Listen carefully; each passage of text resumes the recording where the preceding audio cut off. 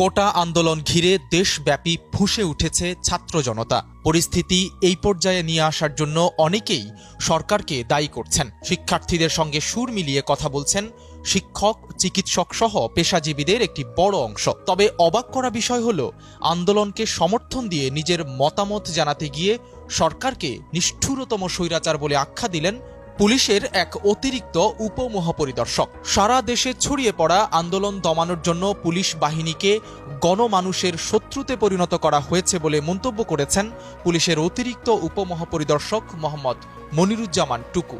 সামাজিক যোগাযোগ মাধ্যম ফেসবুকে এ সংক্রান্ত এক দীর্ঘ পোস্ট করেছেন তিনি। মুহূর্তের মধ্যে তার এই স্ট্যাটাস ভাইরাল হয়ে পড়ে। দেশ জুড়ে শুরু হয় ব্যাপক সমালোচনা। গত বৃহস্পতিবার ঊর্ধ্বতন এই পুলিশ কর্মকর্তা নিজের ফেসবুক আইডিতে কোটা বিরোধী আন্দোলনকে কেন্দ্র করে আইন শৃঙ্খলা রক্ষাকারী বাহিনীর গুলিতে নিহতদের নিয়ে ক্ষোভ প্রকাশ করে একটি পোস্ট দেন। আলোচিত এই অতিরিক্ত ডিআইজি মনিরুজ্জামান ট্যুরিস্ট পুলিশের খুলনা ও বরিশাল বিভাগের দায়িত্ব পালন করছেন। মনিরুজ্জামান তার ফেসবুক পোস্টে লিখেছেন, বিবেকের তাড়নায় ক্ষত বিক্ষত হচ্ছি। শিশু, কিশোর, যুবক, যুবতী সহ 2 শতাধিক মানুষকে গুলি করে হত্যা করা হয়েছে।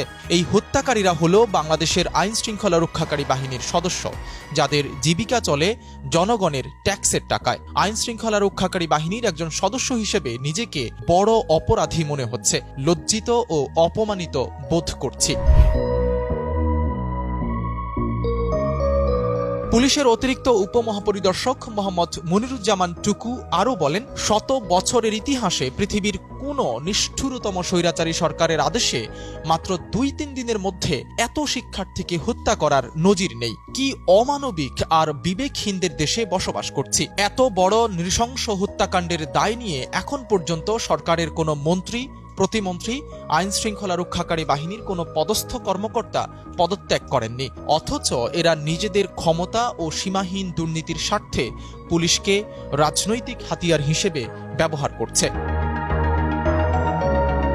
এই প্রক্রিয়ায় পুলিশ বাহিনীকে গণমানুষের শত্রুতে পরিণত করা হয়েছে বলে মন্তব্য করেন মোহাম্মদ মনিরুজ্জামান টুকু। তিনি বলেন, মানুষের পুঞ্জীভূত ক্ষোভ এতটাই প্রবল হয়ে উঠেছে যে পুলিশের শত শত যান, পুলিশের স্থাপনাসমূহ জ্বালিয়ে পুড়িয়ে ছারখার করে দেওয়া হচ্ছে।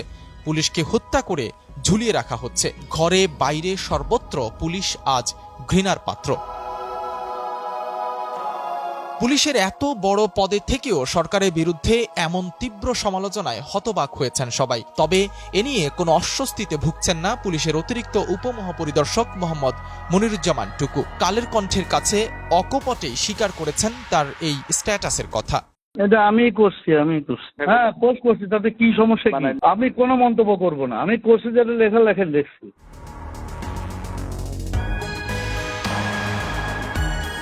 একজন ঊর্ধ্বতন পুলিশ কর্মকর্তার এসব মন্তব্যে বেজায় ক্ষুব্ধ হয়েছেন আওয়ামী লীগের নেতারা। তারা এই কর্মকর্তাকে পথভ্রষ্ট হিসেবে আখ্যা দিয়েছেন। সাইদ রহমান, কালের কণ্ঠ।